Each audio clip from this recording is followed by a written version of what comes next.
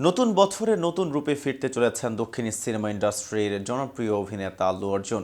তবে কি আবারও নতুন ধামাকা নিয়ে আসছেন দক্ষিণী তারকা?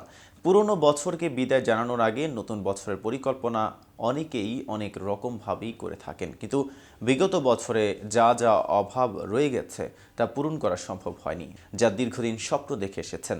নতুন বছরের নেতিবাচকতা সরিয়ে ইতিবাচকতার পাল্লা ভারী করতে চান খুব কম সংখ্যক মানুষ সেসব পূরণ করতে পারেন।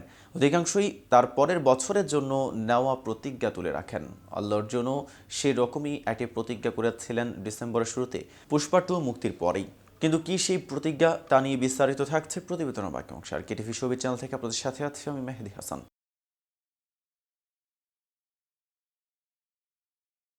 পর্দার পুষ্পা জানিয়েছিলেন ছবির কারণে মুখ দাড়ি গোঁফের জঙ্গল, যা তার কন্যা আরহার অতি অপছন্দ।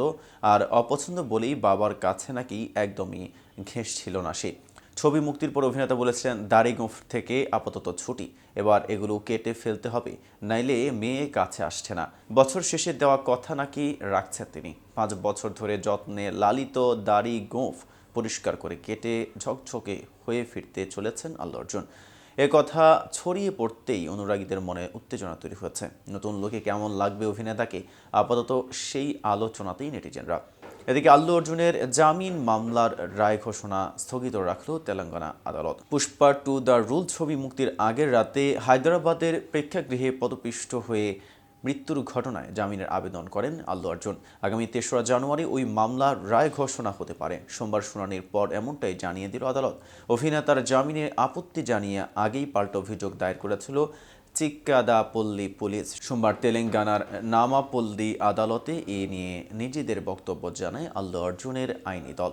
সংশ্লিষ্ট তথ্য প্রমাণও পেশ করা হয়। দুই পক্ষের বক্তব্য শোনার পরে আদালত জানিয়েছে, ওই মামলায় আগামী শুক্রবার রায় ঘোষণা করা হবে। অন্যদিকে অভিনেতার জেল হেফাজত সংক্রান্ত মামলাটিতেও আগামী 10 জানুয়ারি পর্যন্ত স্থগিতাদেশ দেওয়া হয়েছে। গত শুক্রবারের শুনানিতে আদালতে ভার্চুয়াল মাধ্যমে হাজিরা দিয়েছিলেন আল্লু অর্জুন। হায়দরাবাদের ঘটনায় অভিনেতাকে গ্রেফতারের পর এই আদালতেই হাজির করানো হয়েছিল। বিচারক তাকে 14 দিনের জেল হেফাজতের নির্দেশ দিয়েছিলেন। পরে তার অন্তর্বর্তী জামিন মঞ্জুর করে তেলেঙ্গানা হাইকোর্ট, কিন্তু নিম্ন আদালতের নির্দেশনার ভিত্তিতে 1 রাত জেলে কাটাতে হয় আল্লু অর্জুনকে।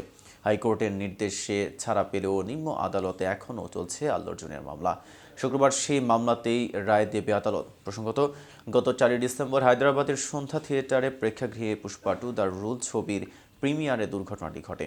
রাত 8টা নাগাদ অভিনেতা ছবির প্রিমিয়ারে পৌঁছাতেই উপচে পড়ে ভিড়।